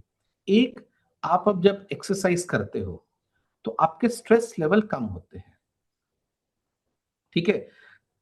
जब आप अच्छी नींद करोगे तो आपको आइडियाज भी अच्छे आएंगे, आपकी क्रिएटिविटी भी अच्छी होगी। तो आपको अगर अच्छा रिसर्च करना है तो स्लीप और exercise is non negotiable. Okay, आपको अपने फ्रेश रखना है एंड आपको एक सेल्फ स्टार्टर के तौर पे रहना है। सो 2 चीजें टाइम मैनेजमेंट करने के लिए आपको है। एक, अर्जेंट इंपॉर्टेंट थिंग, आप हर एक टास्क को इवैल्यूएट करो, और अच्छी क्रिएटिविटी के लिए, अच्छे आइडियाज के लिए you have to sleep and exercise. This is a very basic but important rule. फिर भी अगर आपको ये लगता है कि कई बार होता है कि भाई फिर भी काम बराबर नहीं हो पाता है ना, तो आप इसको कैसे टैकल करोगे? कई बार है आपने सब कुछ किया फिर भी रिजल्ट बराबर नहीं आ रहे है ना, एंड मोमेंट तक कुछ नहीं हो रहा है। सो फर्स्ट आपको ये सीखना है कि होल्डअप्स और प्रॉब्लम हमेशा आते रहेंगे, इससे आपको डरना नहीं है, but you have to challenge it. आप जब कोई भी चीज डॉक्यूमेंट करते हो, इसका सबसे बेस्ट तरीका है अपनी लैब डायरी या अपना एक research diary you have to maintain. Research diary का मतलब है आप उसमें हर रोज लिखते हो मैंने आज रिसर्च के लिए क्या लिखा, क्या सीखा, कौन सा रिसर्च पेपर पढ़ा, कौन सा टेक्निक मैंने यूज की, क्यों यूज की। एक छोटा सा आधा पेज एक डॉक्यूमेंट भी करके रहोगे तो भी एंड ऑफ 2-3 साल जब आप थीसिस लिखने बैठोगे तो आपको बहुत सारा इंसाइट मिलेगा। ये इंसाइट इतना इंपॉर्टेंट होता है, ये आपको आइडिया देता है कि कैसे मैंने एक किसी टेक्निक को रिजेक्ट किया और क्यों अडॉप्ट किया।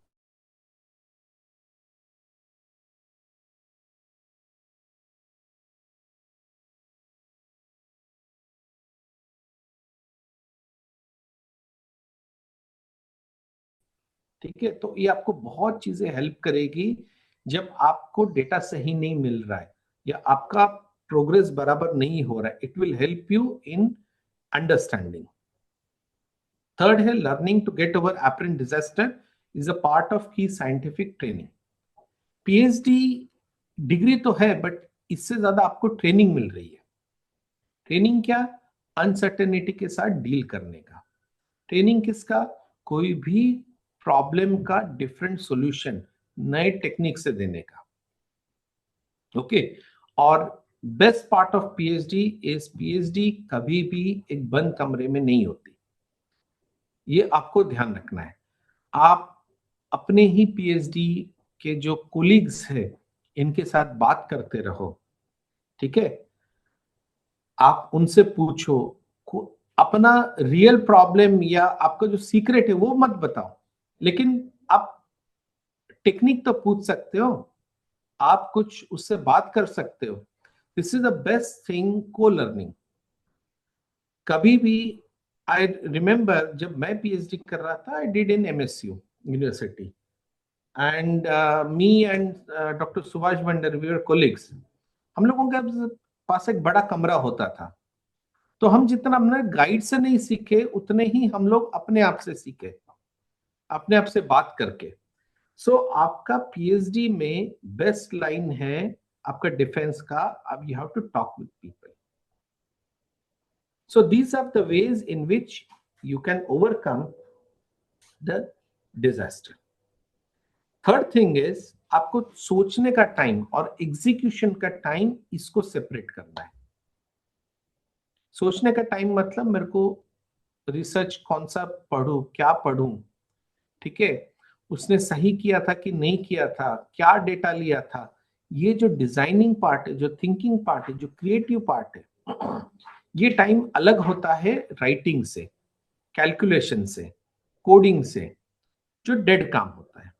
एक में क्रिएटिविटी होती है, एक में लॉजिक होता है, तो दोनों अलग अलग ब्रेन के पार्ट में काम होता है। तो जैसे मैंने बताया कि एक चीज में एक ही बार करो। अगर आप पढ़ रहे हो तो पढ़ते रहो, उसको फिर लिखो मत, है ना। अगर आप आइडिया स्केच कर रहे हो तो उसको करो, उसको पॉलिश बाद में करेंगे। सो differentiate thinking time and execution time, ये दोनों सेपरेट होने चाहिए, ठीक है।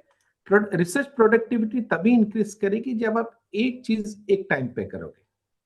मेरे लिए, अगर आप मेरे लिए पूछोगे तो सुबह का टाइम होता है थिंकिंग का, एग्जीक्यूशन का टाइम होता है शाम का, है ना।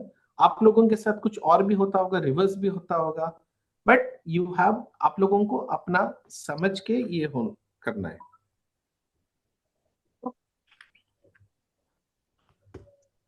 सो आपको मैनेज करने के लिए बहुत सारी गाइडलाइंस है, उसमें से कुछ मैं आपको बताता हूं, कुछ आपको याद रखनी है।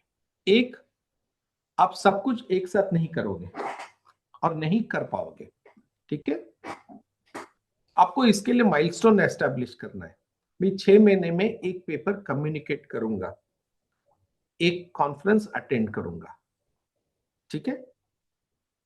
आप रियलिस्टिक लो।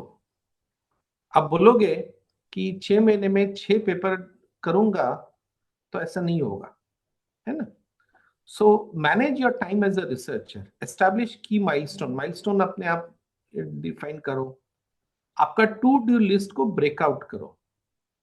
फॉर एग्जाम्पल, आपने बोला कि मेरे को कल एक रिसर्च पेपर लिखना है, ये तो बहुत बड़ा माइलस्टोन है, इसको फर्दर ब्रेक डाउन कैसे करोगे? आप लिखोगे कि कल मैं इसका इंट्रोडक्शन चैप्टर लिखूंगा, दोपहर के बाद इसकी फिगर बनाऊंगा, है ना। तो इसको आपने ब्रेक डाउन किया, ठीक है। आपको टाइम ब्लॉक करना है versus to do list. To do list एक बहुत ही नेगेटिव अप्रोच होता है। आप इससे अच्छा है आप टाइम ब्लॉक करो कि भाई 1 घंटा में पढ़ूंगा, जैसे मैंने आपको टाइम टेबल दिखाया। Instead of you are ticking कि भाई रीड 5 पेपर्स, इसके वर्सेस आप टाइम ब्लॉक करो, ओके। ये अपने आप प्रेशर कम देता है। दूसरा होता है 2 hour rule for research. 2 hour rule for research क्या होता है? 2 आवर रूल होता है आप किसी भी टास्क को करने के लिए मिनिमम 2 घंटा दो, ठीक है। You give at least 2 hours for your work, research work. सुबह सुबह आके you start with the hardest of task. कोई एक्सपेरिमेंट सेट करना है, ये करना है, you start this. And next is right before you feel ready. अगर फिर भी आपको टॉपिक कुछ पढ़ा, कुछ आइडिया आया, उसको लिखो। आप डायरी में जितना लिखोगे उतना ही आपका क्लैरिटी आगे बढ़ेगा। And do weekly planning daily motivation से, ओके। नेक्स्ट इज प्रोडक्टिविटी जो होती है उसको क्या किल करेगा? आपको एनर्जी मैनेजमेंट करना है versus time management also.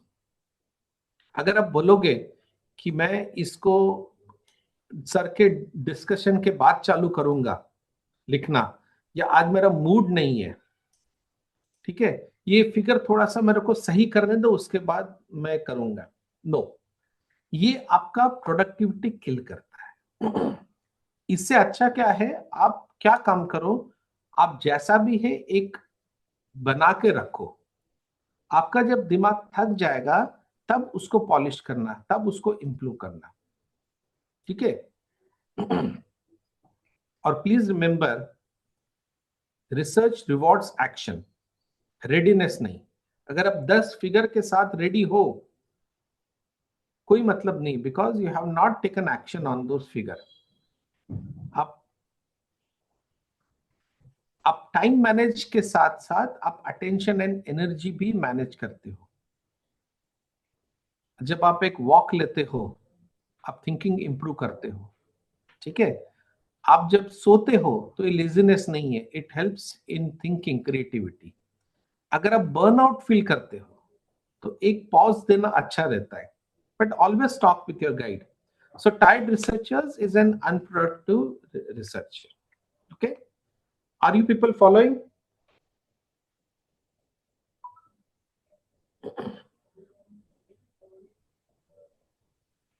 Yes, sir. Good. Yes, sir. Thank you. Okay.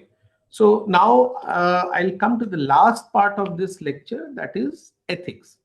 I'll just touch on ethics in detail. We will do at a separate point. But when you are looking into all your research problem, see, you have a lot of pressure points. One is the funding part. This is one of your pressure point. Bhai paisa aana chahiye. Of course, everyone is having that. Second is you need to submit your thesis. Third pressure point is publishing a research paper. Okay. ये 3 pressure points बहुत important होते life में, और if you are able to manage this pressure points, ethically, ठीक है, आप life में PhD में सक्सेसफुल हो गए। अनएथिकल पार्ट तभी आता है जब आप इन चीजों को मैनेज नहीं कर पाओगे। सो research ethics is completely different from business ethics. अब बिजनेस में जो है उससे अलग यहां पे होता है, ठीक है। तो सबसे पहले आप इसको समझिए। रिस्पॉन्सिबल पब्लिकेशन करना, डेटा की कॉन्फिडेंशियलिटी या ट्रांसपेरेंसी, दोनों चीजें। इंटीग्रिटी, आपका काम आपने ढंग से किया है कि नहीं, ठीक है। और किसी का आईपीआर या कॉपीराइट को रिस्पेक्ट करना, ये मिनिमम रिसर्च एथिक्स होते हैं इन रिसर्च, ठीक है। हम यूजुअली क्या समझते हैं, रिसर्च एथिक्स मतलब प्लेगरिज्म, ये नहीं है, ठीक है। Plagiarism is one type of unethical behaviour, ठीक है।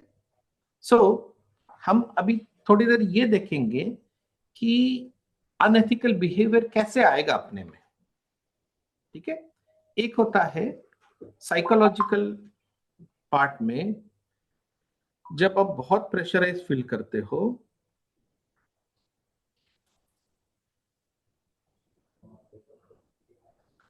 तो there are psychological dynamics which will lead you, या ये आपको अनएथिकल चीजें करने में प्रोत्साहित करेगी। एक ओमनीपोटेंस। ओमनीपोटेंस का मतलब है कोई ऐसा समझता है ये सब मैं कर सकता हूं, ठीक है, मेरा ही सब है, ठीक है, और कोई डिसेंसी का रूल अप्लाई नहीं करता। वो अपुनिज भगवान है अगर कोई मानने लगता है तो वो अनएथिकल पार्ट पे जा रहा है। सेकेंड पार्ट होता है कल्चरल नमनेस का। आप जब किसी भी छोटा सा डेविएशन आप इसको जब अडॉप्ट करने लगते हो, क्या ये तो नॉर्मल है ना। आपका गाइड बोलेगा कि चलो, या कोई आपका दोस्त बोलेगा कि चलो ये एक काम कर, ये आपका डेटा मैच नहीं करता ना, इसको एडजस्ट कर ले, तो आपने एक डेविएशन को नॉर्म बना लिया, ठीक है। तो ये होता है कल्चरल नमनेस। और थर्ड होता है अगर आप देखते हो कि एथिकल ब्रीच हो रहा है और आप उसको निग्लेक्ट करते हो विद अ फुल वर्जन, तो भी आप जस्टिफाइड निग्लेंस में आते हो। तो ये तीन केसेस होते हैं साइकोलॉजिकल केसेस जिससे आप अनएथिकल चीजें करने के लिए प्रोत्साहित होते हो, ठीक है। और ये तीन स्टेजेस पे होता है, तीन लेवल पे होता है। तीन लेवल कौन सा है, इंडिविजुअल लेवल, मतलब मैं खुद एज ए पीएचडी स्टूडेंट। दूसरा होता है ग्रुप, आप और अपना गाइड, और आप अपने कोलीग और गाइड, ये ग्रुप हो गया। और थर्ड होता है ऑर्गेनाइजेशन लेवल पे, ठीक है। तो फर्स्ट स्टेज होता है किसी भी, और तीन इन्वॉल्व हो सकते हैं अनएथिकल प्रैक्टिस में। तो एक होता है नॉट नोइंग, है ना, जब मेरे को पता ही नहीं है कि ये गलत चीजें है तो मैं उसको एक्नॉलेज कैसे करूंगा। दूसरा है मैं नहीं चाहता हूं ये सब झमेले में पड़ना। और तीसरा, आप पोजीशन पे होते हुए भी आप नहीं करोगे। तो तीनों स्टेज में आप एक दोषी हो। तो सबसे पहले आपको ये देखना है कि आपको अंडरस्टैंड करना है कि अनएथिकल प्रैक्टिसेस क्या होती है, कैसे करना है, राइट, और कब करना है, ठीक है। इंडिविजुअल लेवल पे करोगे, ग्रुप लेवल पे करोगे, या ऑर्गेनाइजेशनल लेवल पे करोगे, ये आपका चॉइस है। But if you start as a PhD student, you have to be aware what is ethical and what is unethical, ठीक है। तो अनएथिकल पार्ट कब आएगा, जब आप सोचते हो कि assuming is invisible। सो आप जब सोचते हो कि अनएथिकल बिहेवियर इंक्रीज करता है जब पार्टिसिपेंट को एश्योर होता है कि उनकी एक्शन अनडिटेक्टेबल है ना। किसी को पता चले ओ मैंने गलती की, किसी ने नोटिस नहीं किया, तो उसको अपने दिमाग में एक आएगा कि okay now I can do other part. Second है जब आप पैसिवली पीपल के ऊपर परमिट करते हो, पैसिवली कुछ नहीं करने से भी आपने उसको अलाउ किया अनएथिकल चीजें करने का. So you are accepting that as a status को, है ना. थर्ड है, जब आप बहुत प्रेशर होते हो कि आपको अचीव करना है, आपको इंसेंटिव चाहिए, तब भी आप ये 3 चीजें करोगे. और एम आई क्लियर? सो ठीक है. सो एक तरफ आपको चाहिए कि रिसर्च को थॉट प्रोसेस के थ्रू चाहिए, और दूसरी तरफ आपको ये भी चाहिए कि भी कैरियर के तौर पे इसको देखना है. ठीक है. सो किसी ने बहुत अच्छे से कहा है कि the best way researcher can avoid and resolve ethics is to know what is their ethical obligation and what resources available to them. इसका मतलब है आपको ये अवेयर होना है कि आपके एथिकल ऑब्लिगेशन क्या है, ठीक है, और कौन से रिसोर्स आपके पास अवेलेबल है. जब आप इतना समझोगे तो आप रिसर्च एथिक्स में आपने ऑलरेडी किया. ठीक है. तो रिसर्च एथिक्स में there are 6 things which are to be looked into: reliability and integrity, objectivity, confidentiality, respect to intellectual property, publication, and agree for consent. Okay. So I'll end with this last slide कि unethical behavior ये 6 चीजों में होता है. Authorship, competing interest, है ना, research fraud, एक साथ आपने 10 जगह पे सबमिशन किया, या एक पेपर को 4 पार्ट्स में बांट के आपने पब्लिश करने का सोचा, और फाइनल इज प्लेगरिज्म. ओके. ये सारा चीजें अनएथिकल होता है. आज का लेक्चर मेरे को सिर्फ आप लोगों को अवेयर कराना था कि क्या क्या अनएथिकल चीजें होती है. कभी फिर मौका मिलेगा या कोई और इसको करेगा तो he will take into detail कैसे कैसे चीजें होती है. Fine. So with this, if you have any questions, I am ready to answer.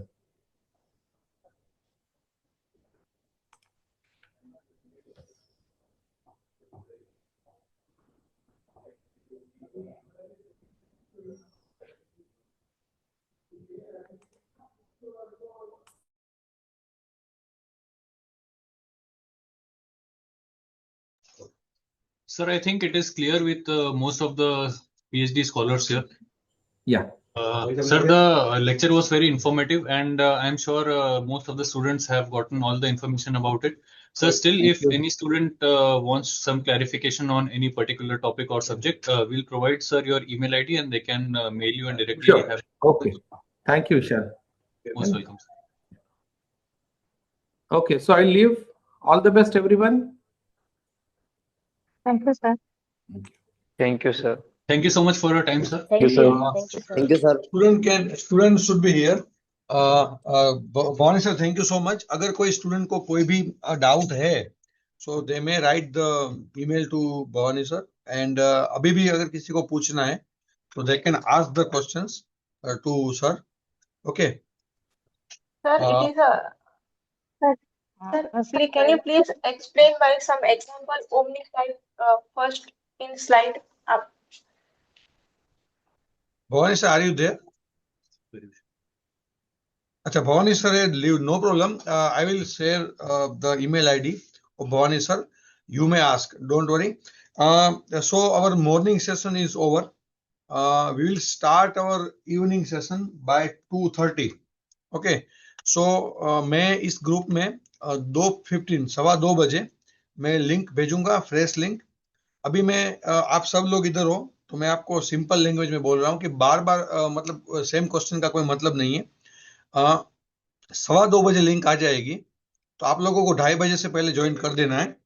ठीक है. और ज्वाइन करने के बाद मैक्सिमम 2:40 तक आपको अटेंडेंस लिख देना है, क्योंकि हम लोग भी और भी काम कर रहे हैं, तो हम लोग पूरे 2 घंटे तक वेट नहीं कर सकते कि आप लोग कब अटेंडेंस लिखाओगे. और अगर आप लोग अटेंडेंस लिखना भूल जा रहे हो तो वो हमारी गलती नहीं है. उसके बाद हम कोई अटेंडेंस लेंगे नहीं और कंसिडर नहीं करेंगे. ओके. तो आप लोगों को 240 से पहले मैक्सिमम आपको अटेंडेंस कर लेना है। मैं एग्जैक्ट 240 को ही अटेंडेंस जो भी है कॉपी करके मेरे डेटाबेस में पेस्ट कर लूंगा।